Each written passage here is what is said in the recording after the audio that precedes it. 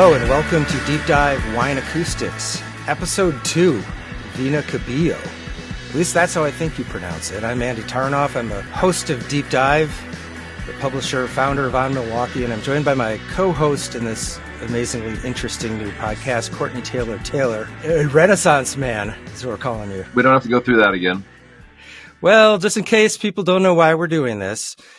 Okay. In case they didn't watch the first one. Many of you probably know Courtney as the lead singer, co-founder of the Dandy Warhols, but that's just one of this man's talents. What I discovered upon hanging out with him is this guy knows wine like nobody's business. Maybe that's a bit of an exaggeration, but yeah, I've experienced a lot. I have tasted thousands of bottles of wine. Tell me what we got here today. Yeah, I think I would pronounce it Cubillo. Cubillo, okay. Or Cubillo, maybe. Okay. It is Spanish. It's 2016. You have one, I have one. We both were able to procure them in our respective cities. You all the way in Wisconsin and me all the way over in Oregon. So that's what we're going to try to do is just, always find the same wine, big producers, and keep it in that $22 to $35 range. And we're going to try to find truly great wines that hold their own against wines 5 times as expensive. I could be wrong, but I don't think I've ever seen something like this done where people across the country are live drinking the exact same thing, eating the exact same thing, and talking about it in real time. So we might be breaking new ground here. Maybe it's been done, but we're doing it our way. I've always found breaking new ground is kind of the most rewarding way to fail and not care if you fail. And then other people spend more money ripping you off. And then, like Bowie told me, Courtney, why do you always want to be the first to do everything? When I played Welcome to the Monkey House for him, we played each other's records. We played our new records that weren't out yet for each other on my tour bus when we were on tour with him. And he came out, we walked out of the bus to listen to our new records, and he heard We Used to Be Friends for about 30 seconds. And he just turned and said that to me. Why do you always want to be the first to do everything? It's so much more profitable to be the second. I don't know. That's it's good advice from David Bowie, but at the same time, that song and that album did break new ground. I thought that sounded like something I hadn't heard before. So yeah, I actually had another. Well, that wasn't a strange one. I was spending a lot of time with David at the time, but I got a call from Tommy Lee. Who's a big electronic music dude, and he just wanted to talk to me about it and tell me how much he loved it, and that he was always hoping that somebody would do that. Do guitars correctly with programmed electronics correctly and be able to blend the two. And there were great bands that came after that record came out, and it didn't do that well. I mean, it got some great reviews, and then it got some horrible ones. If not to spend too much time on this before we get into the wine, because that's the important part, but if I'm not mistaken, you guys weren't really pleased with the final mix that came out from Capitol, right? Like didn't you remix it in the way that you intended it to be? No, we did our mix. We finished the record, and we worked with the extremely brilliant producer mixer Russell the Dragon Elevato at Jimi Hendrix studio at Electric Lady. Damn. Okay. And we had the new president came in at Capitol Records, and he said, "This isn't black. It's not black. It's not white. What is it?" And I said, "You mean like Elvis or Eminem?" He goes, "You're not Elvis or Eminem." Like, well, apparently we're not going to be on this record, with you in the helm. So he said, "Can I get a single remixed for radio?" And I said, Peter and I looked at each other, and Pete nodded and said, because Pete and I are the founders of the band. And I tend to like to look at everyone so that not even Pete and I have to bear the burden of guilt if something should fail, which it almost did. But we said, okay. And he said, "Who do you want?" And I said, "I want the mixer who mixed Where's Your Head At, which was a great club banging English single at the time, and had a Gary Newman sample in it that was ripping. It was really good. Then I got ghosted trying to call them and call our A&R guy, and then one day I got the A&R guy, no, your record's done. It's finished. What do you mean? We mixed it. We?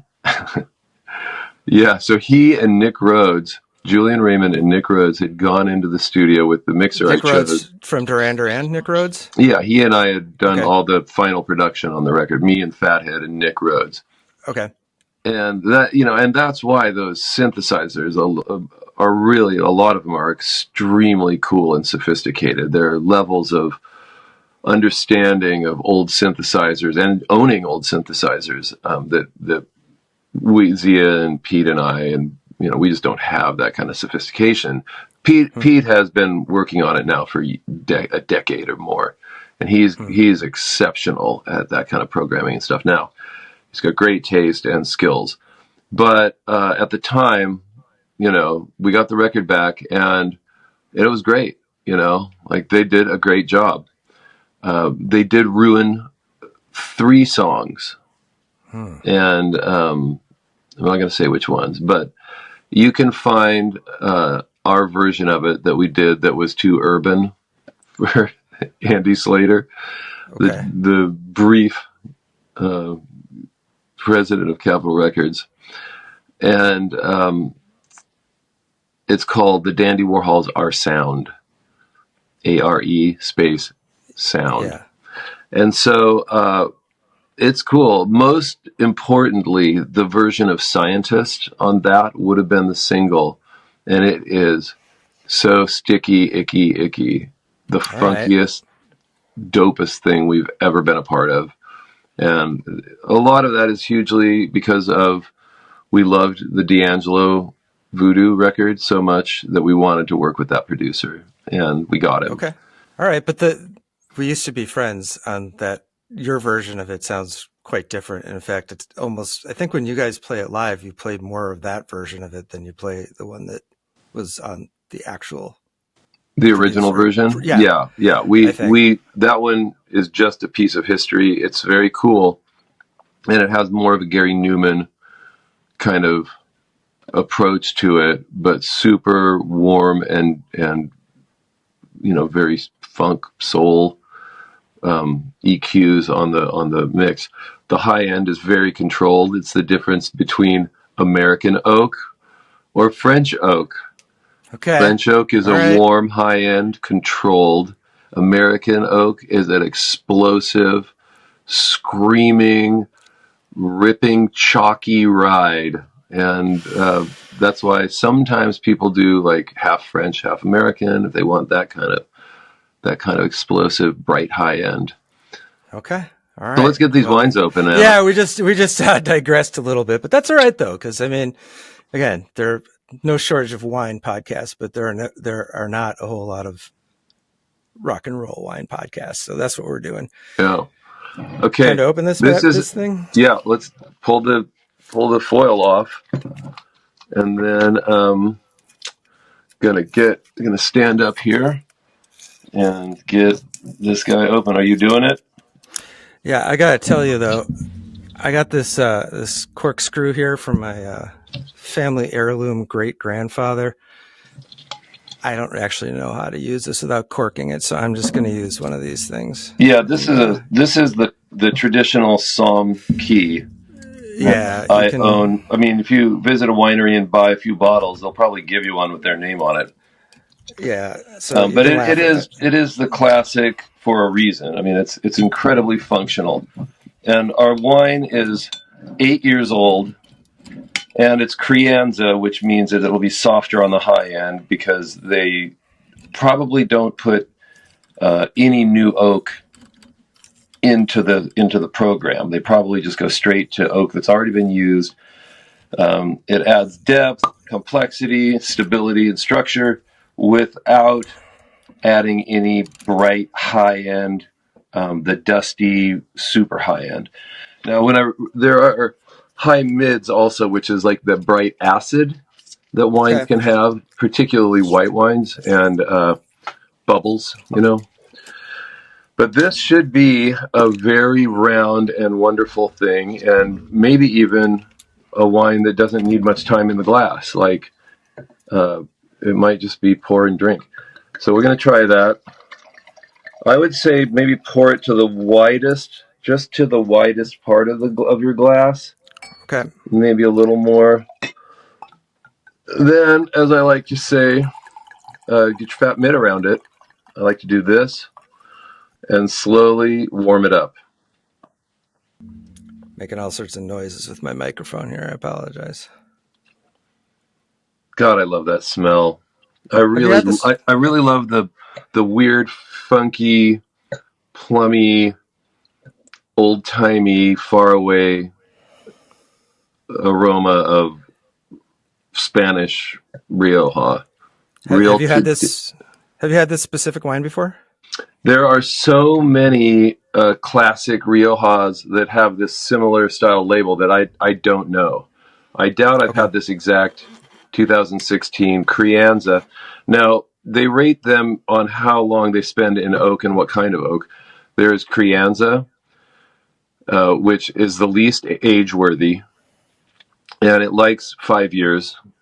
We've got 8, so it should be, either on the edge of its existence or in its real prime. I'm smelling it and thinking it's in its prime because it smells wonderful. Yeah, it's great.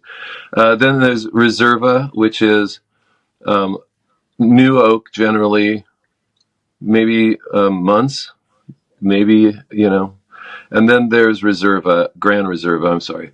And there's Gran Reserva, which is oaked for a long time. I don't know, maybe a year or 2 years. I don't really know. I've never really jumped in with the Spaniards so much. I also like Ribera del Duero is a great region that became very fashionable about 10 years ago. Okay, so let's give it a taste. All right.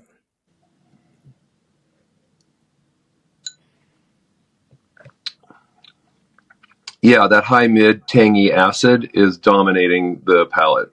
It's not soft and velvety yet, which is good because that means it's going to change and it'll get better. Within the course of the time that we're doing this podcast, it's going to change? Yep. Yeah. Yeah, I do taste that acidic. Yeah, it's almost metallic. Mm-hmm. Do you get that? I agree with that. Yeah. Okay. And that's just generally what wines tend to do right out of the bottle. I looked up the description of this wine, which, could be bullshit. Maybe not, although it's probably written by someone who knows what they're talking about. And it said it's a clear, bright, ruby color, fresh and slight aroma of licorice with consistent texture and persistent aroma, smooth, fresh, and persistent. Okay. I'm not getting any licorice. Are you? No. No, I just really get old school Rioja. I mean, you can break it down into maybe a little clove, a little this, call it licorice, call it that. But overall, I just like the impact of old Rioja, classic Rioja, and it's so different than the smell of any other wine. There is no country that can produce that smell and fool anyone, I would guess. I mean, there's, in Portugal, you can go up in the hills and you can make white Burgundy style wine that I can't tell the difference between.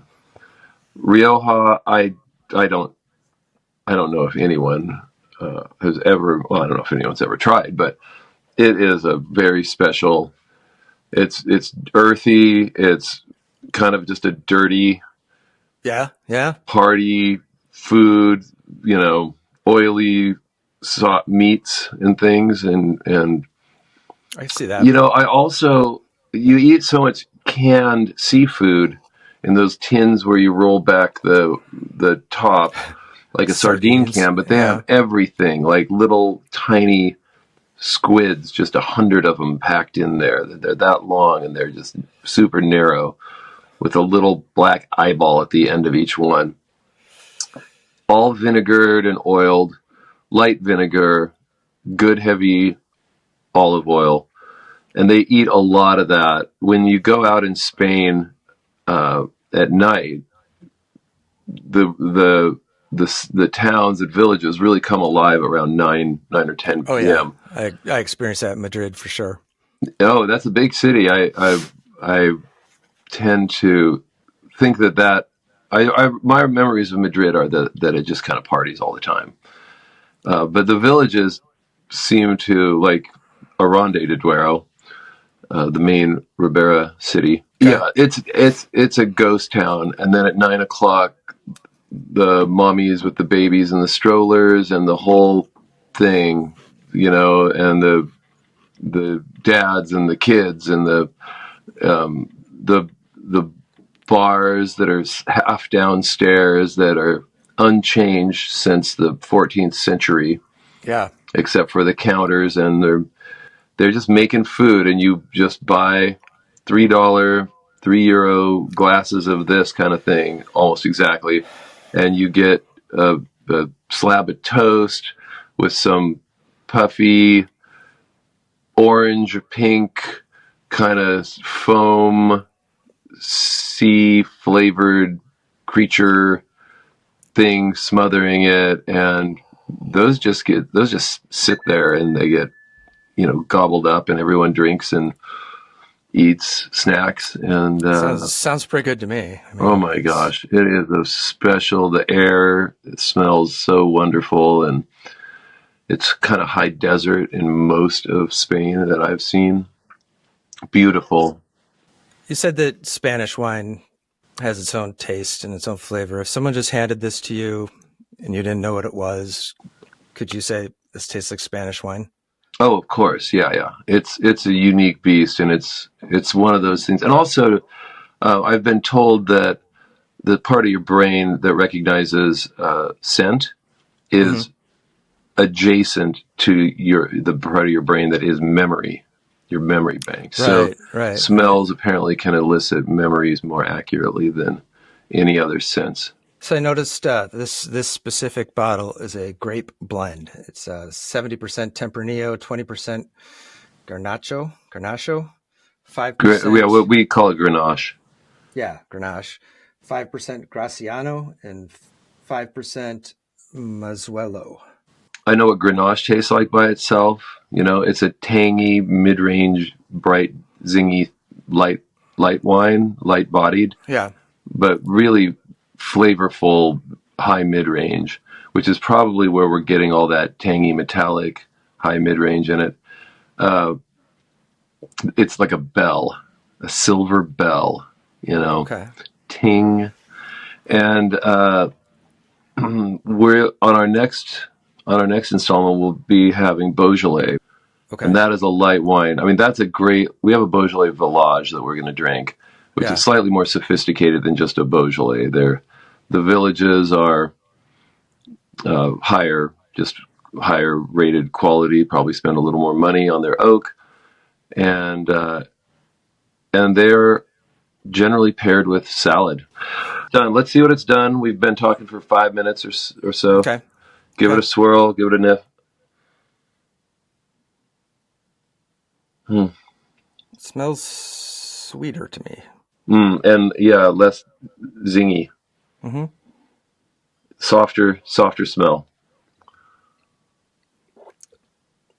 Oh, yeah, it changed.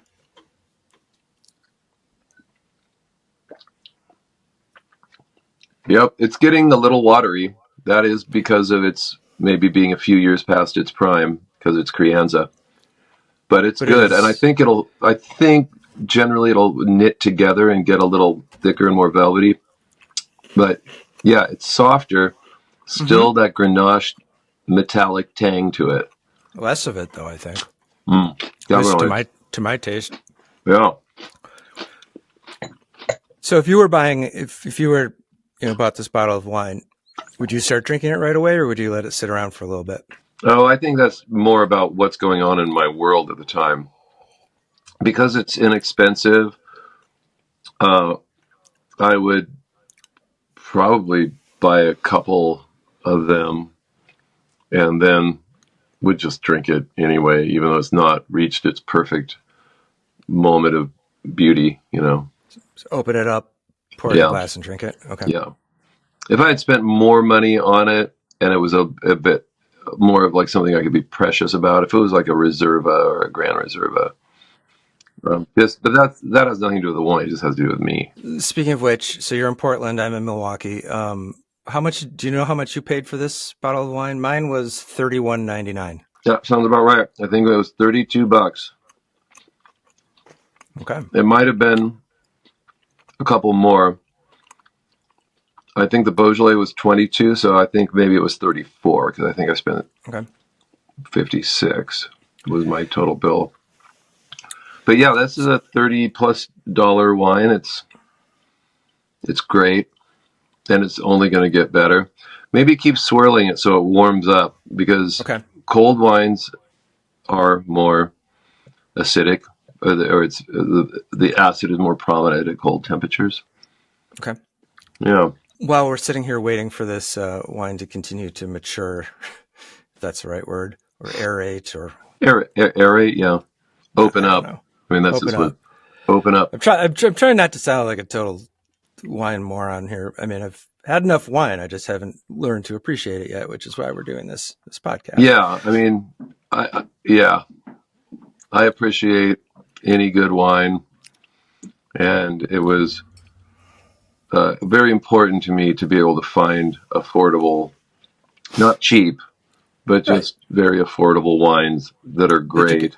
That you can find. I mean, I got mine in Milwaukee at Ray's Wine and Spirits, which is an indie liquor store. But you can get this wine.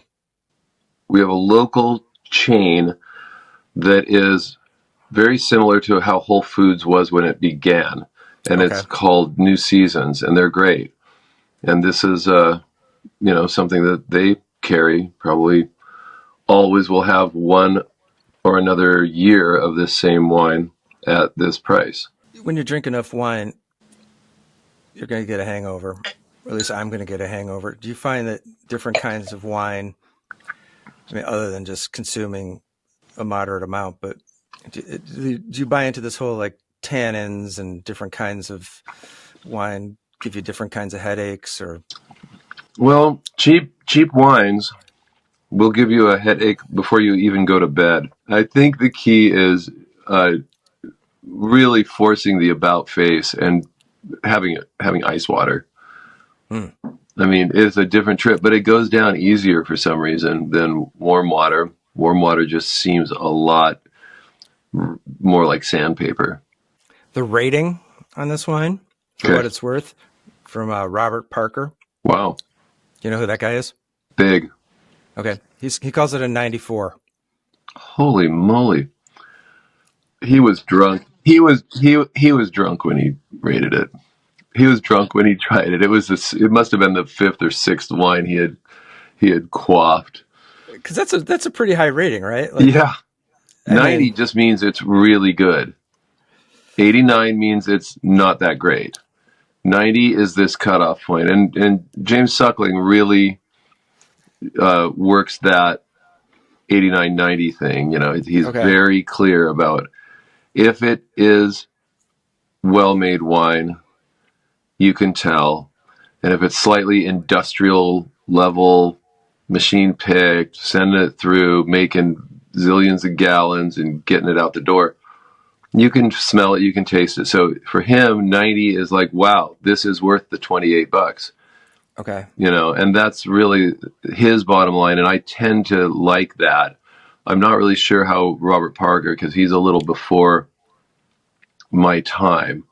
When I started drinking wine 20 years ago, he was already pretty old guard. He was the main guy, the biggest probably ever in history now, in important wine taster. influencer. And he was really into Napa wines. He was really getting behind what I would consider, jammy fruit bombs. Everyone was calling them Napa fruit bombs at the time. And he really liked that. So I didn't get to live and drink wine during the time when he was a younger man and really spearheading, Bordeaux, Rioja, Burgundy, and then all the whites, the Alsatians, and the Germans, the Rieslings, and all that. But 94 is like spectacular, right? I mean, it's Kinda. like no one gets 100, right? Right. Those are the $350 bottles of Napa fruit bomb, Okay. And I've had wines. I mean, I'm good buddies with a dude who's gotten hundreds, and they are unbelievably good wines. But they can also be jammy and kind of lame. So I'm confused about that. I know what I would rate things as, but it's hard to really. You can never know what another person is going to like. Right. And that's kind of the whole point of this, is just because some dude says it's a 94, it's what you like. I would trust anything that got a 94 to not suck. Sure. And that's it. I think you could probably think that a James Suckling 90-point wine, some people will go 1 out of 5, maybe even, that he gives a 92, which means it's not, in no way sucks. It's not a great wine. It's not a legendary wine, but in no way sucks. That's supposed to be the bar right there at 90. Cut off, right? I'm sure I have had a Rioja that he gave 90 points to, and I thought it sucked. It just reeked of cheap wine. It just had that note, and I can't describe it. I've tried dirty copper penny in your sweaty little palm. As a kid, I don't know what it is, but it's a cheap note, and you know it, and you know what you're going in, and you better be drunk already and know what you're going to get tomorrow when you wake up. But 94 is way into this is solid. You can't hate a 94. You will. I think it's really good. Yeah. I'm thinking it's really good wine. Yeah. And I also definitely noticed that it's getting less metallic. Oh yeah. Now, okay, try a little cheese. I'm eating the 1-year aged Manchego. We got our matching cheeses also, by the way. Mm-hmm. I mean, this is scientific shit here. Mm-hmm. It says these aren't just two guys sitting in their basements fucking around. This is wine science going on here. Absolutely. Courtney. Very serious. Okay. Oh my God. With the food and the wine together, that's the magic right there. That's delicious. That is amazing. It's so good. You picked a good one, because I would have, I don't know. I judge a wine bottle by its cover. I think you can a lot of times. I mean, this is a classic label, and I find if they have like kind of an antiquated label, there's less modern fuckery. And it's not going to taste like sour beer with a label like that. I'll tell you what. No, none of that sour beer. We both agree on that one. It is a cool label. Really, really great. There's something very Viva la Revolucion about it. Yeah, it's a good font, actually. It definitely has that revolutionary font. I agree with you. Yeah, the 1930s or something. Yeah, definitely. Good Lord, definitely. It's cool. I'll show it again here. How cool that is. I like it. Maybe we could make that our font for the podcast. Yeah, just something like that. I know there's a Sicilian wine that I was drinking a lot of a couple of years ago that had a very similar font, had that kind of, Franco. Right. It's got, yes, I would say Franco is a sans serif with kind of rounded. That's, now I'm getting a little. Now I'm talking about things that I'm nerdy about, but yeah, it's font man. Font man likes fonts. So you guys are you're kicking off 30th anniversary tour for the Dandy Warhols. Kind of blows me away. Makes me feel kind of old. you're slightly older than me. I like to tell people, what's that like? I say, well, it's like 6 years. It's like maybe 7. That's what it feels like. I look at pictures of us. We were children. We were all children. You're coming toward the end. You guys are coming back to the West Coast and doing. But we thought it would be cute to do small clubs like we used to 30 years ago. Yeah. We'll see how cute it is when we're actually there. You have had a ton of success in the United States, but I feel like you've had even more in Europe and Australia. Yeah, I think in Europe and Australia we can sell out, slightly. Our big venues in America are going to be 2,000 people, and our big venues in Europe are going to be 3,500 people. But you've also played some festivals over the years to 70,000 people and stuff. I mean, is it Sure. What's more fun? Oh, it's all fun, and it all really depends on how it sounds to us while we're playing. If it sounds great, if our sound on stage, which is different than the sound that you're hearing out front, if it sounds great to us on stage, it is fun. It is thrilling. It's life affirming. I mean, I can't even begin to find the words to really describe what it does to me. And Fathead's on this tour, right? Because this is a big enough one, so you're not using Patrick or Eric Hedford. Yeah, Patrick from Rogue Wave was a great drummer, great musician all around. Yeah, he's a great guy. Yeah, he's cool. He's really cool. He's a special, awesome human. Yeah. And then we have Eric Hedford, our first drummer, right, who also plays with us, and he's a slightly odd dude. He's really smart and really funny and cool, and his energy is by far the strongest and the most positive of maybe of most people I know or hang out with, frankly. And he is that kind of a drummer. We just played with him in Bend, Oregon, and that was incredibly fun. It was about 1,000,000 degrees out. It should have been miserable, and I really think that he was the guy for that gig. He can break through some humidity. But Brent Fathead lives in Australia, so you guys only bring him on the big tours. Is that kind of in the recordings? I'm assuming like he didn't play in Milwaukee or Chicago, right? This summer because that's a big trip for him. Hey, are you doing a second glass? Mm-hmm. Okay, and that one it doesn't start. You don't go backwards as far as when the bottle opened, because obviously if you're pouring it out of the bottle, air is getting in there. Okay. And once you open a bottle, you cannot stop it. It is aerating, and it will die in hours or days, depending on the structure and strength and age of the wine. I'm a believer that a bottle of wine is a serving size, so I can't imagine not finishing. Yeah, your friend Molly said, "Oh, I better get him a stopper or something," and I think she was just being polite. I think what she assumed was we were going to, drink. We were going to open many bottles and do a proper compare contrast.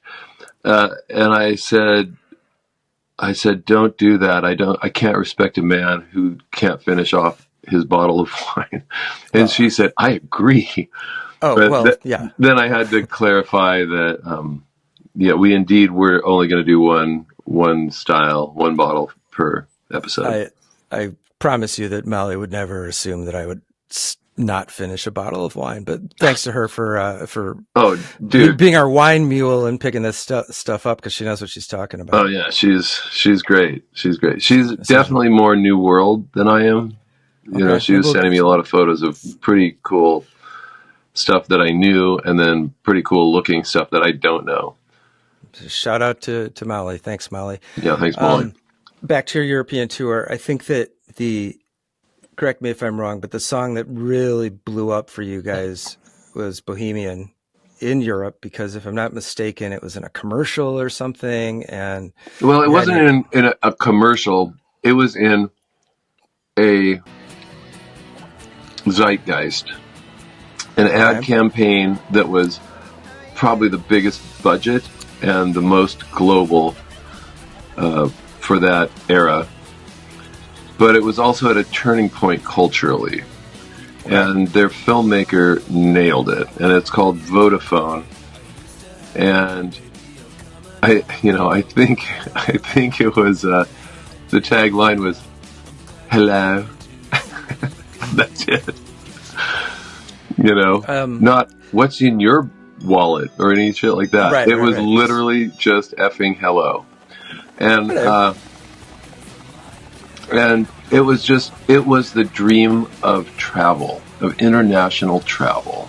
It was fantastic. And it played the song to its best dimension, showing the greatest side possible.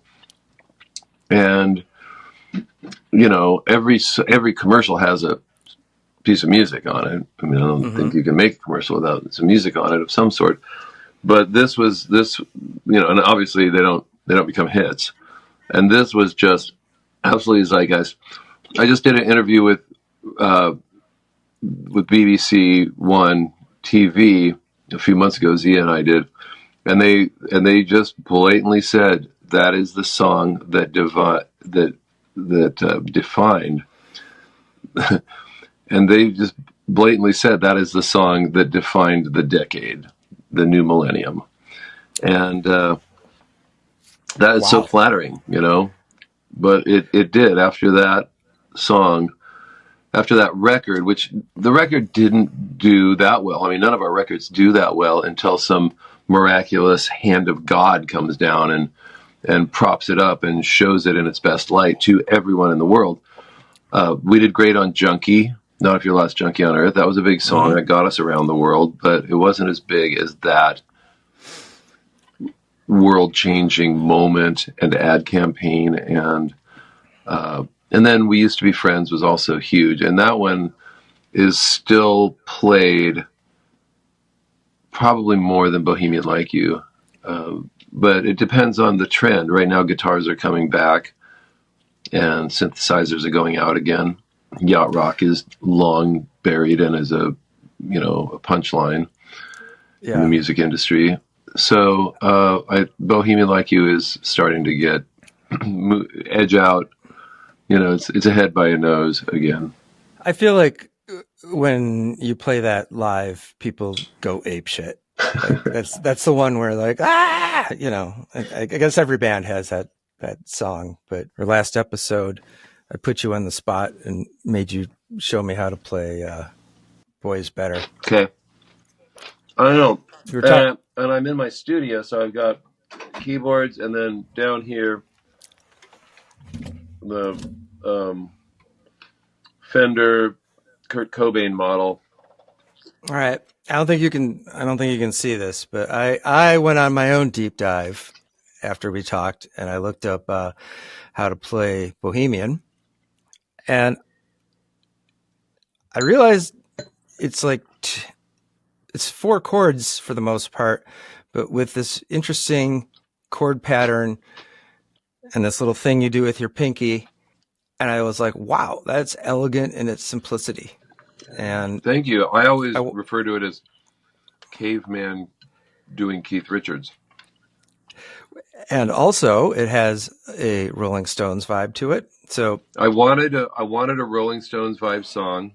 I was sitting there in my tiny $380 a month, beautiful antique apartment overlooking the radio cab parking lot and thinking, why don't the Stones make cool records anymore? I don't understand that. Yeah. If they could they do suck now. If they could do it on Tattoo You, because they were not young men. They weren't 24 when they made Tattoo You, right? They must have been 34. And that's old enough to suck. And that record does not suck. It is awesome. I mean, it's got Slave, it's got Start Me Out. It's absolutely a real Stones record. And Under Cover of the Night was sort of a pretty neat song for that MTV sweet spot 80s. You know, they did a good job, but it's not a Stones classic Stones record, and I don't think they need to keep up and compete with other pop things. I think they should make raw and rough, jagged, you know, Citadel, 2000 Light Years from Home, She's a Rainbow, whatever. That production apparently was all Keith and Mick, and after Tattoo You, they started having other producers and stopped trusting themselves, maybe, or just didn't like each other and didn't want to go through that. And Peter and I have done that. We have been estranged, you know, at times.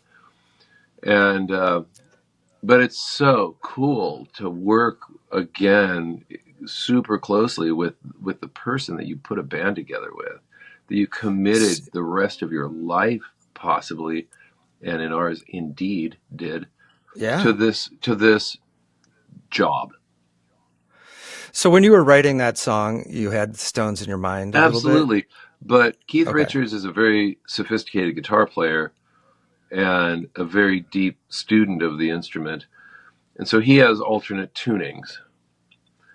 And so it's different, and it sounds cooler when he does it, but I'm not that guy. So I found ways to do it meathead, close enough, seems Stonesy. And then I was a part-time mechanic on antique or old German cool cars. Right. Before we got signed to Capital EMI. And as I was sitting there, there was a new stoplight that had just got put in. And one of the first cars to pull up in front of my window, I was on the second floor, was a long, lovely arm with grown out hair piled up that had dark roots and, you know, bleach, kind of punk bleach to it, some fine and minimal tattoo work, and a full-on wife beater. Quarter panel, primer gray, maybe late 79, 80, 81, BMW 320i. I've worked on these. And she just pulls up and stops. And I am just sitting there going, oh, and you know, as I often say in interviews about the song, I was single for the majority of my career. Right. And always dreaming about the perfect one that was into Victorian literature, that could frame an addition to your house, that could tile, you know, the enclosure for your clawfoot Victorian bathtub or whatever, you know. So that is B. Oh, they're all major, because moving majors around and omitting any minors chords is kind of what the ultimate psychedelic is. A minor seventh, so the seventh of the 8-note scale, you drop it a half step, so it's like a minor.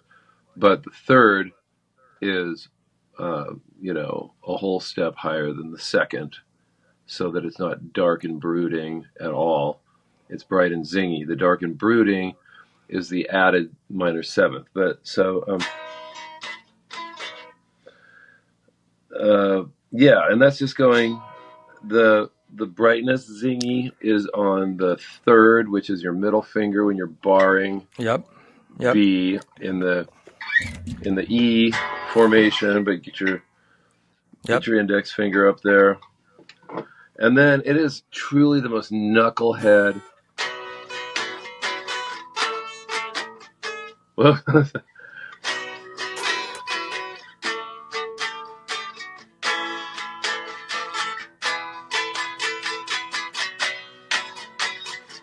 And then I just sat there as she drove away, and her engine did not start steaming, gushing, burning oil and steam out of the hood, as I really, truly hoped it would. And I got to run that through my mind, because I was just getting paid a subsistence wage by Capitol Records to do nothing but sit around, smoke pot, play guitar, and live life, channel that through the brain into music, and be part of, the world at the time, at that age. And so that's what I imagined if my luck had been slightly different, and, her alternator went out, her fan belt broke, or whatever, her ungapped valves seized up. Right. I could have gone down there and saved the day. And that would have led to a relationship that I described, which is a classic 90s slacker experience. And I'm not the only one that's happened to. I love that story. Thank you. I didn't know that. But I do, what I was going to say was the chord progression is so easy, but it sounds so sophisticated. It's called the rock box. When you hear, why ain't the right? Okay.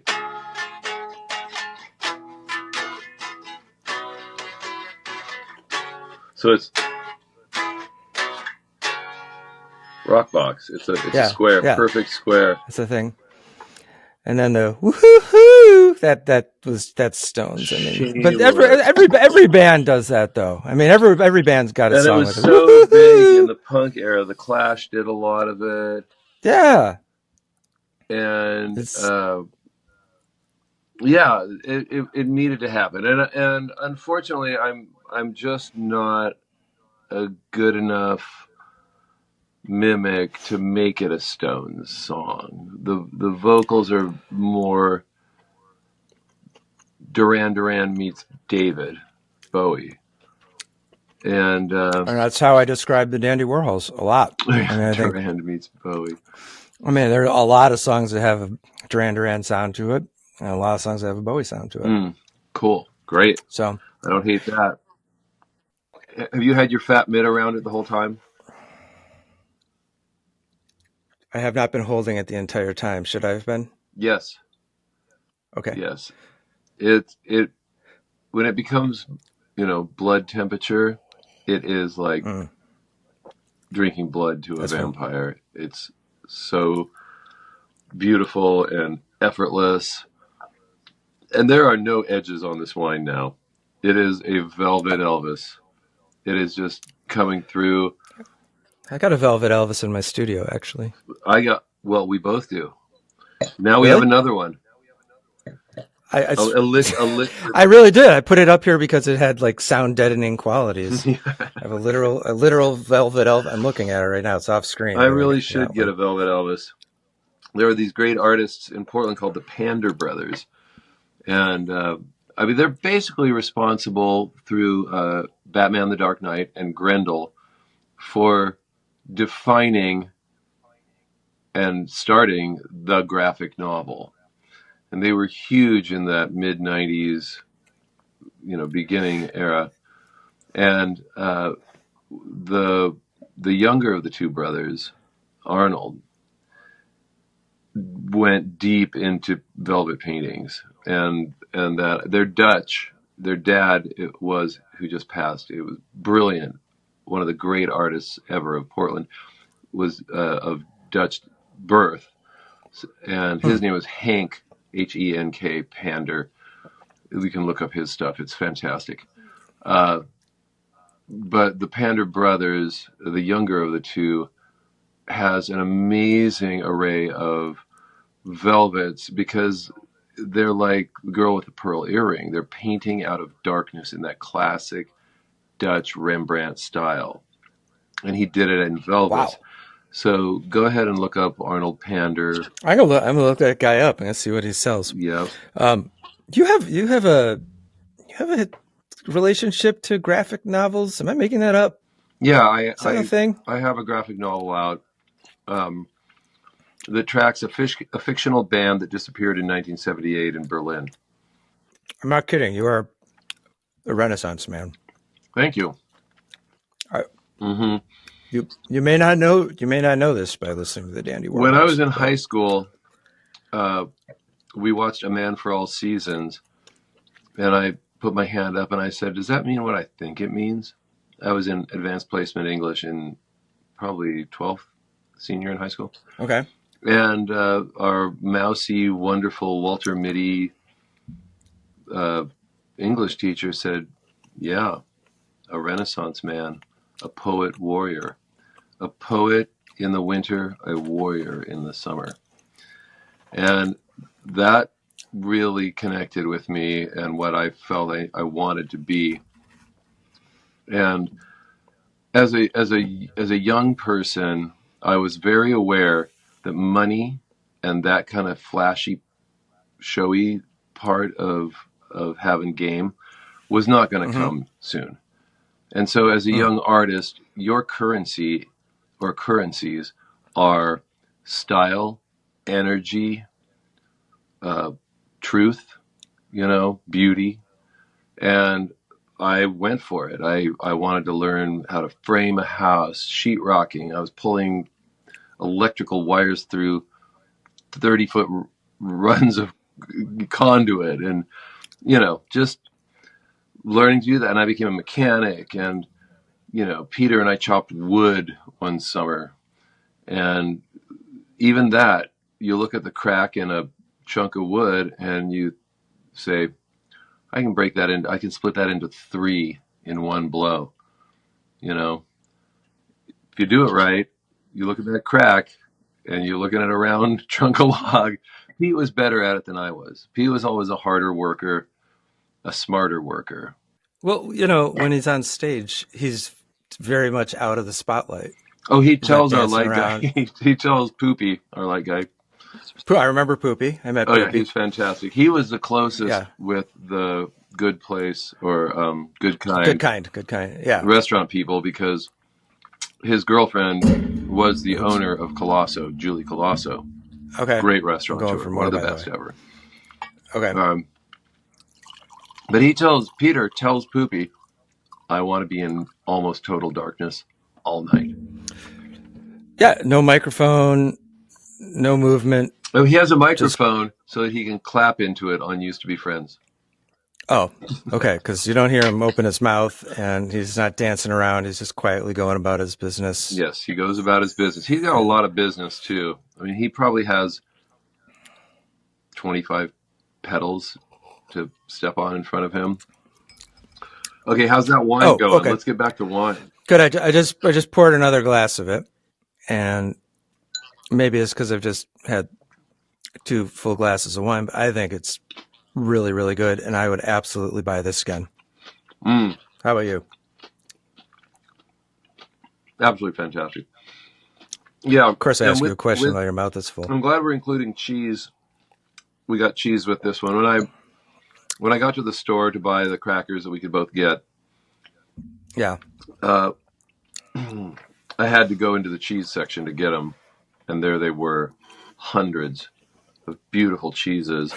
Knowing that we were going to be doing an 8-year-old Crianza, I went for the 12-month aged Spaniard for cheese, and I'm really glad we did, because it really is like a culinary experience now to have these great crackers and cheeses with this beautiful wine. Well, that should be easy since I live in Milwaukee, which is in Wisconsin. I'm sure you can get a lot of Teutonic wines in there. Yeah, a lot of cheese and booze is pretty much what, and sausage is pretty much what. Beer cheese, Yeah, beer cheese. You get cheesy beer soup. It's a staple in gallon jugs. Yeah, you get growlers of beer.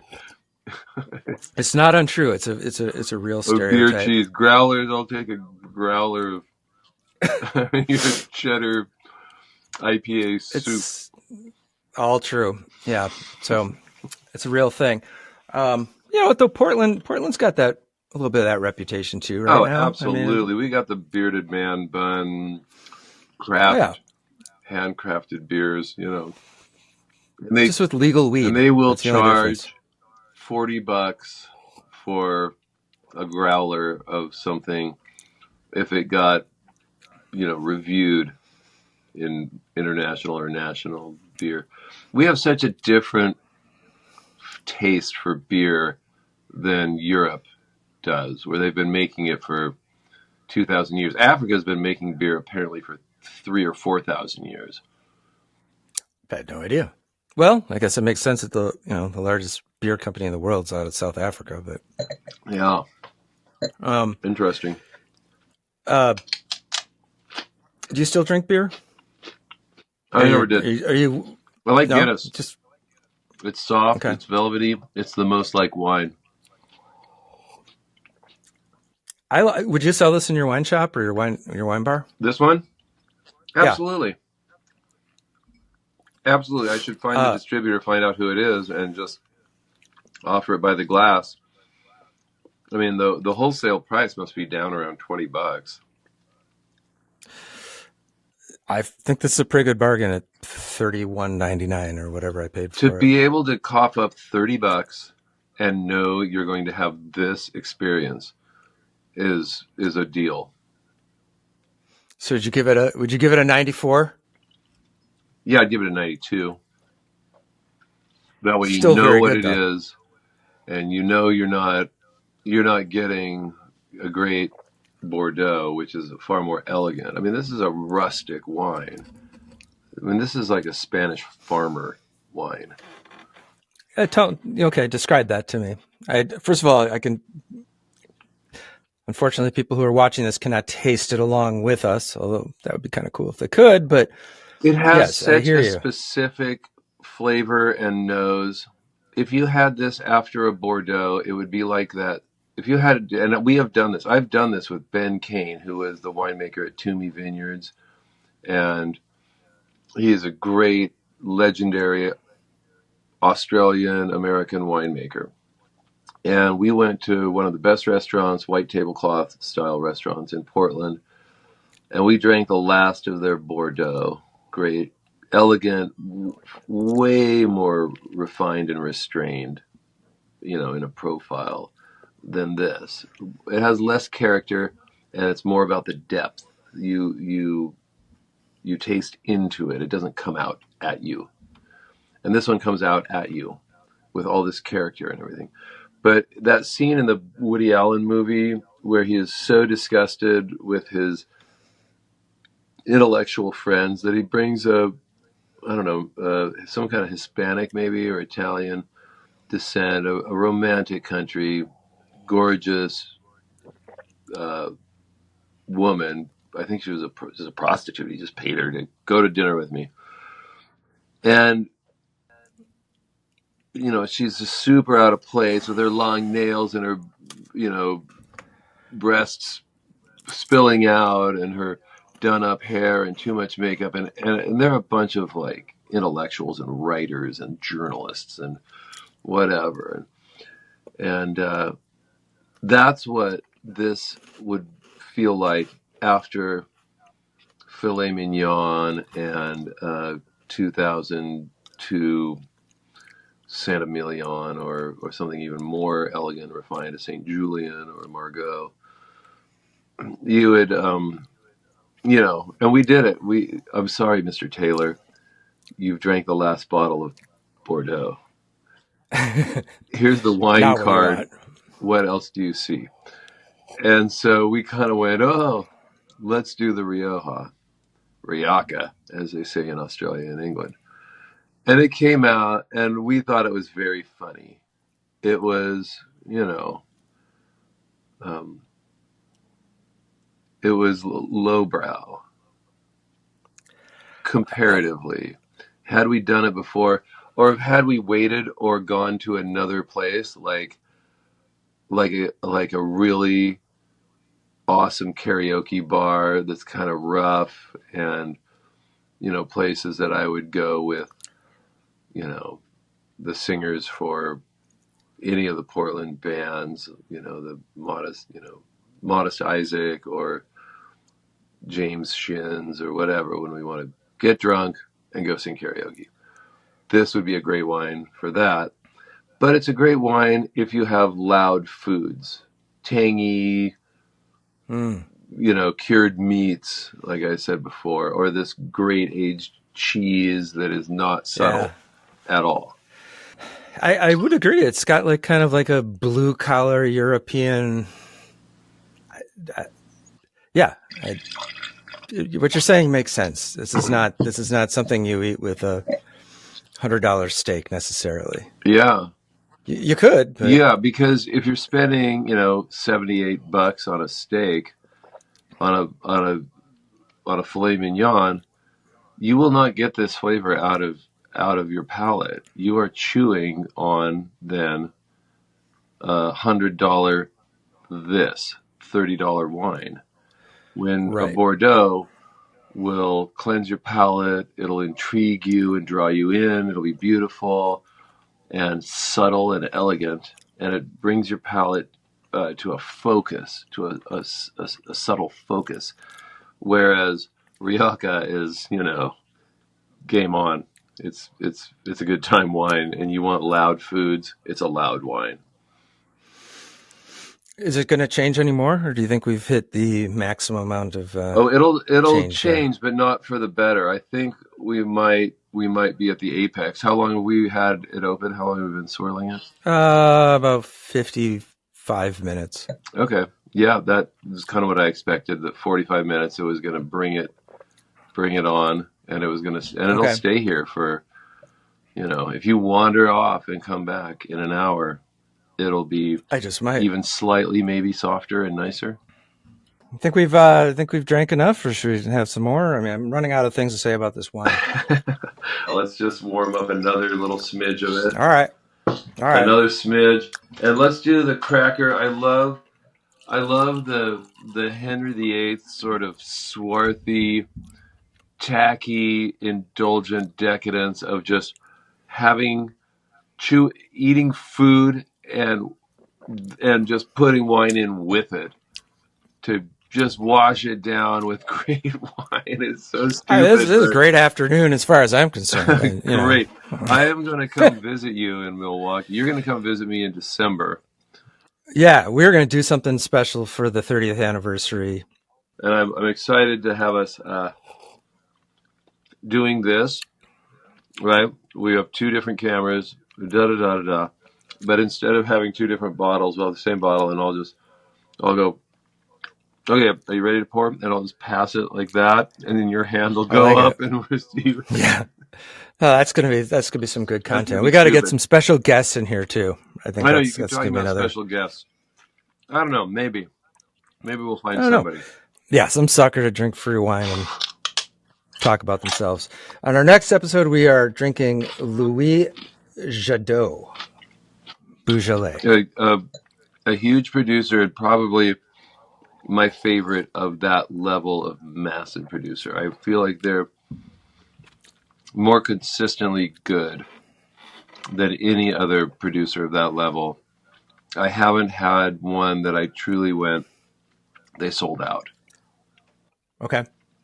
But this bottle is a little less expensive that we bought than this one. So we'll be interested to see the value to dollar ratio here.